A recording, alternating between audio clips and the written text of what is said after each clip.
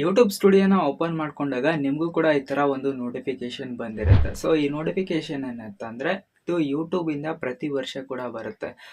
ಅಂದರೆ ಅವರು ಸರ್ವೆ ಮಾಡ್ತಿರ್ತಾರೆ. ಸೊ ಹೆಂಗೆ ಇವಾಗ ನಿಮ್ಮ ಮನೆಗೆ ಬಂದು ಯಾವಾಗಾದರೂ ಗೌರ್ಮೆಂಟಿಂದ ಸರ್ವೆ ಮಾಡ್ತಿರ್ತಾರಲ್ವ, ನಿಮ್ಗೆ ಏನೇನು ಫೆಸಿಲಿಟಿ ಇದೆ ಏನೇನಿಲ್ಲ ಅನ್ನೋ ಥರ ಸೇಮ್ ಅದೇ ಥರನೇ ಯೂಟ್ಯೂಬಲ್ಲಿ ನಿಮಗೆ ನೀವು ಒಬ್ಬ ಕಂಟೆಂಟ್ ಕ್ರಿಯೇಟರ್ ಆಗಿದ್ದೀರಾ ಅಂದರೆ ಅದರಲ್ಲಿ ನಿಮಗೆ ಮಾನಿಟೈಸೇಷನ್ ಪ್ರಾಬ್ಲಮ್ ಆಗಿರುತ್ತೆ, ಮತ್ತು ಇನ್ನೊಂದು ಬೇರೆ ಪ್ರಾಬ್ಲಮ್ ಆಗ್ತಾ ಇರುತ್ತೆ, ಮತ್ತು ಇದರಲ್ಲಿ ಅರ್ನಿಂಗ್ಸ್ ನಿಮಗೆ ಚೆನ್ನಾಗಿ ಆಗುತ್ತಾ ಇಲ್ವಾ ಅಂತ ಈ ಥರದ ಒಂದು ಸರ್ವೆನ ಮಾಡ್ತಾರೆ. ಈ ಒಂದು ಸರ್ವೆದಿಂದ ಏನಾಗುತ್ತೆ ಅಂತಂದರೆ ಒಂದು ಕ್ಲಾರಿಟಿ ಸಿಗುತ್ತೆ ಅವ್ರಿಗೆ, ಯೂಟ್ಯೂಬರ್ಸ್ಗೆ ಏನು ಪ್ರಾಬ್ಲಮ್ ಆಗ್ತಾ ಇದೆ ಮತ್ತು ನಾವು ಇನ್ನೂ ಏನು ಇಂಪ್ರೂವ್ ಮಾಡಬೇಕು ನಮ್ಮ ಒಂದು ಯೂಟ್ಯೂಬ್ ಪ್ಲಾಟ್ಫಾರ್ಮಲ್ಲಿ ಅಂತ. ಸೊ ಅದಕ್ಕೆ ಇದು ಈ ಥರ ನೋಟಿಫಿಕೇಶನ್ ನಿಮಗೂ ಕೂಡ ಬಂದರೆ ಯಾರು ಇದನ್ನ ಇಗ್ನೋರ್ ಮಾಡಿಬಿಡಿ.